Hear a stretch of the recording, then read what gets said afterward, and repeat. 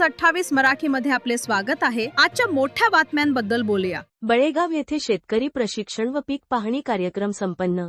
वैजापूर तालुक्यातील बळेगाव येथे कृषी विज्ञान केंद्र गांधेली यांच्या मार्गदर्शनाखाली सुरू असलेल्या विशेष कापूस प्रकल्पांतर्गत कपाशी पाहणी कार्यक्रम आणि शेतकरी प्रशिक्षण कार्यक्रम आयोजित करण्यात आला होता। या कार्यक्रमाच्या माध्यमातून शेतकऱ्यांना कमी अंतरावरील कपाशी लागवड, सघन लागवड पद्धत, दादालाट तंत्रज्ञान त्याबरोबर कापणी प्रयोगाबद्दल मार्गदर्शन करण्यात आले। यावेळी कापूस पीक कापणी प्रयोग देखील घेण्यात आला। त्यामध्ये पारंपरिक लागवड आणि सघन लागवड तंत्रज्ञानातील उत्पादन फरक दाखवण्यात आला। तसेच साई शेतकरी गटातील शेतकरी अनिल सूर्यवंशी, गणेश सूर्यवंशी, हरिभाऊ सूर्यवंशी, भागीनाथ सूर्यवंशी यांनी लावलेले तुरीचे गोदावरी या वाणाची पाहणी करण्यात आली। कार्यक्रमासाठी कृषी विज्ञान केंद्राचे प्रमुख तथा वरिष्ठ शास्त्रज्ञ श्री काकासाहेब सुकासे, मृदाशास्त्र विभाग प्रमुख श्री स्वप्नील वाघ यांचे सहकार्य लाभले।